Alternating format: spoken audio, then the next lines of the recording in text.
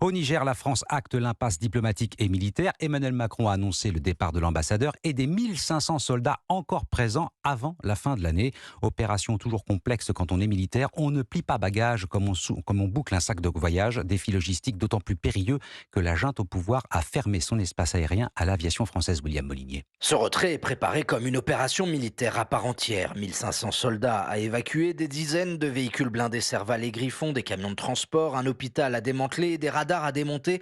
Plusieurs options d'aiguillage sont sur la table. La route du Sud vers les ports du Golfe de Guinée, à Cotonou au Bénin ou Lomé au Togo, d'où ces milliers de tonnes de matériel militaire pourront ensuite être chargées sur des navires. Autre voie terrestre, celle de l'Est, une route très longue de près de 2000 km qui mène à N'Djamena au Tchad, considérée par Paris comme la dernière place forte de la région où stationnent déjà 1000 soldats tricolores. Mais c'est sans compter les aéronefs de la base arrière projetée de Niamey qui sont pour l'instant cloués au sol.